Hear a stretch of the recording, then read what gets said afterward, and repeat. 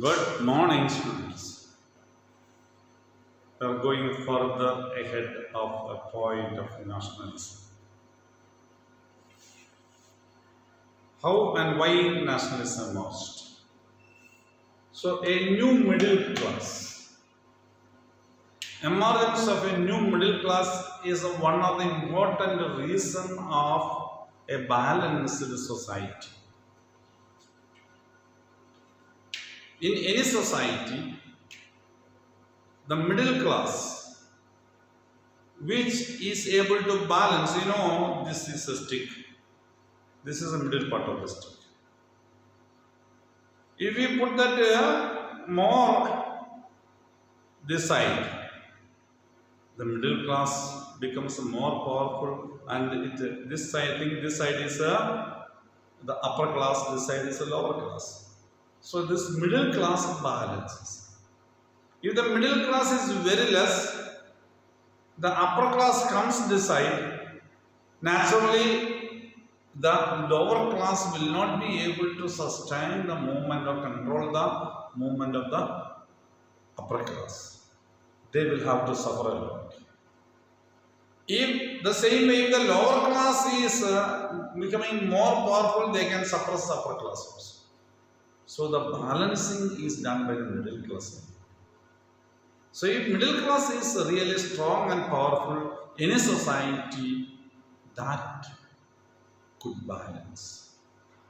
If you discuss about or study about the European society before the revolution of France, middle class was not there at all. Only upper and lower class. Because of that upper and lower class division, naturally the upper class became powerful and they controlled the lower class. So middle class is emergency. That middle class should balance, because if middle class stands this side, this will become very strong. If middle class stands that side, this will become very strong. So middle class is the class that leads. So now we'll just go back to French society, who are middle class, or European society. Socially and politically, landed aristocracy was the dominant class on the continent. Socially also they are powerful. Landed people means who are having plenty of land. Politically, because they were in connection with the rulers and ruling class people, and they were united by a common way of life that cut across regional divisions. These members, so this dominant class, they got among themselves united, even by marriages. That is what we must understand. So they had a marriage relationship. So when marriage relationship is, naturally they will be affected by their activities. That's a must understand. They are united by a common way to life that cut across a region, even if different regions, if they are living north or south or central, anywhere, they had that relationship among themselves.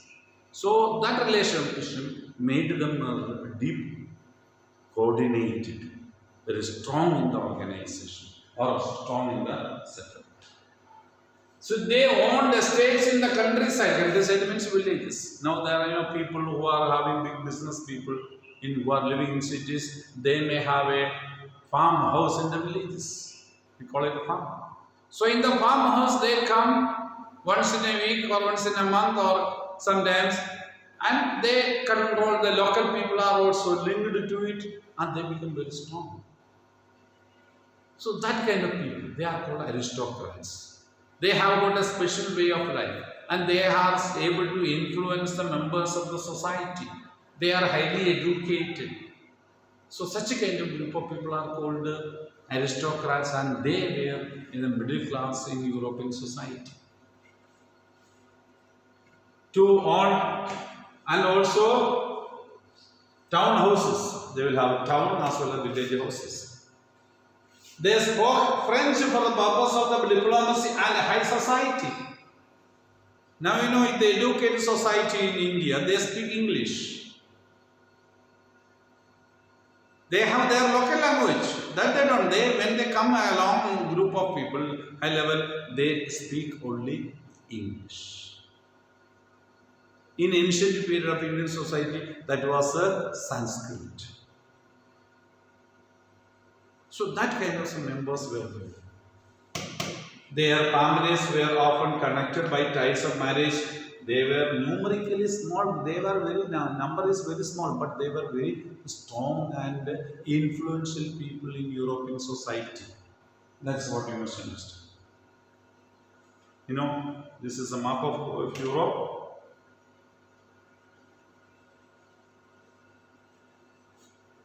See, this is eastern side of a map. This is the western side of the map. This is the north. This is south. We are going to see based on this map next passage. I'm going to discuss on that. Eastern and Central Europe, the pattern of landholding was characterized by vast estates which were cultivated by serfs. So Eastern and Central Europe. Let's go back and see. Eastern means this area. So especially this area, you can say this. That's Eastern and the Central Europe.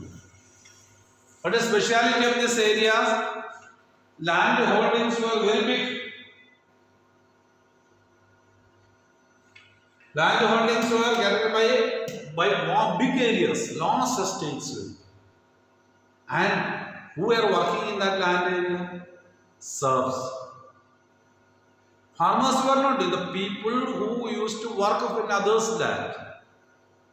Or they may take the land and cultivate and give share to the landholder. Serfs are the farmers or agriculture workers, really speaking. They may not have their own land, but they know how to do agriculture. Such a kind of people are called as serfs. So, these vast estates, that means Eastern and Central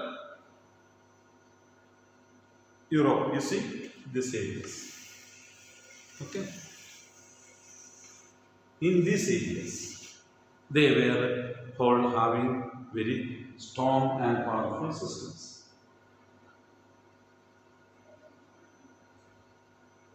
Now, in western and parts of the Central Europe, the growth of industrial production and trade meant the growth of towns and the emergence of commercial classes whose existence was based on production on the market. Now we will go to Western and Central Europe. Western. This is the Western. You can say this so central part of Europe. Here, England comes, France comes, Spain, Portugal. These countries. Now, these are the countries who have come out into the world in search of markets for their products. You know, Portugal. Portugal is a country which has taken the lead from where Vasco da Gama has come to India. And you know, Spain is a country from where Columbus have gone to present America. So all these countries, they are the centers of industrial activities. That is we must understand. That is a Western. You see once more Western and Central part. See, these are the areas. This is the Britain, United Kingdom. This is the France, Spain, Portugal, even some parts of Italy also. This is Italy. So all things that we must understand.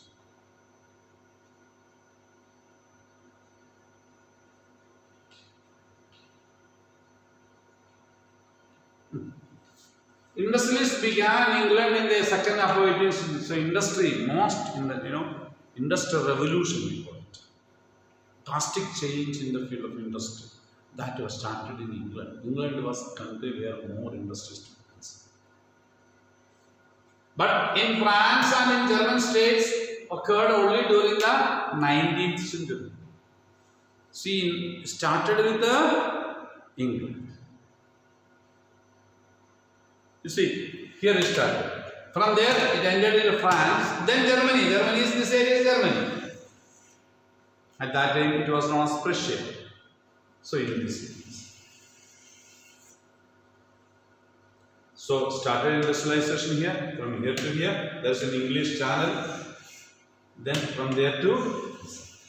So by 19th century only, industrialization reached more importantly into Germany. That is what we must understand.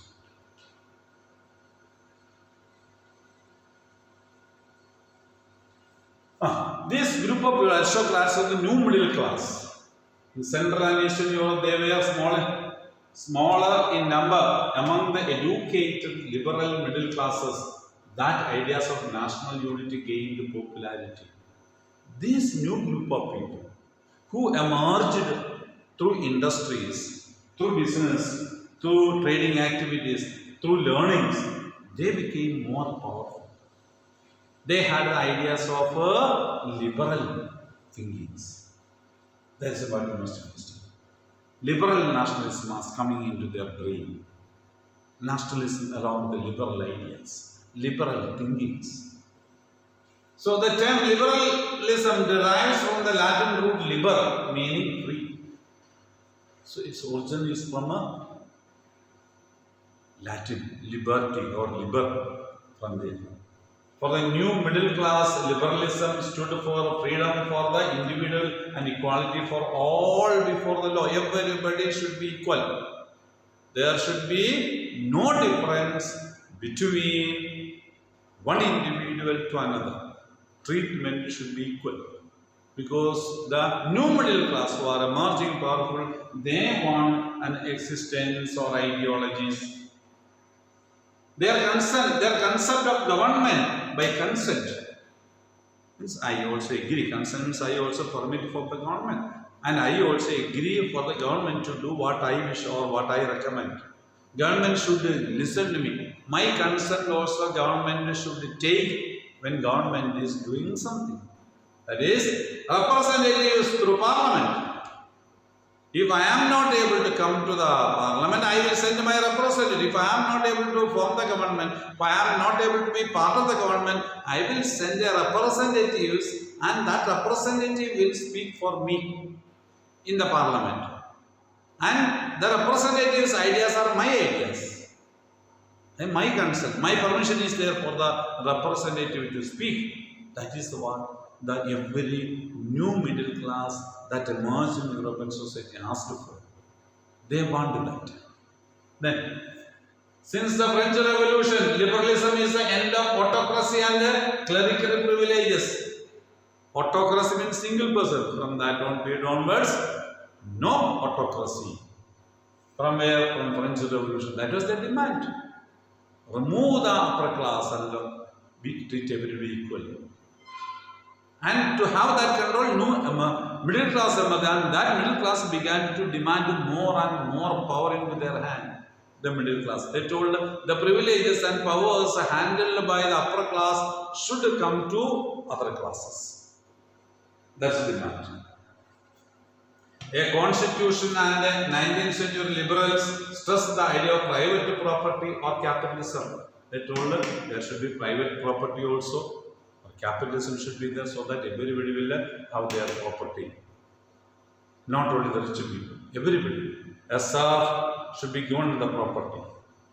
A person, you can work hard and earn the property. And once you work hard and earn, it will become your property. It's a private property concept has come up. A socialist, capitalist ideology had come up in European society by 17th and 18th and 19th centuries. That is what we must understand. Okay, so these are the new middle class that emerged in European society, and they give new ideas to the society, liberalism, and they are professionals and all group of people. Started business, who wanted to have their influence, and they did it. Okay, thank you very much.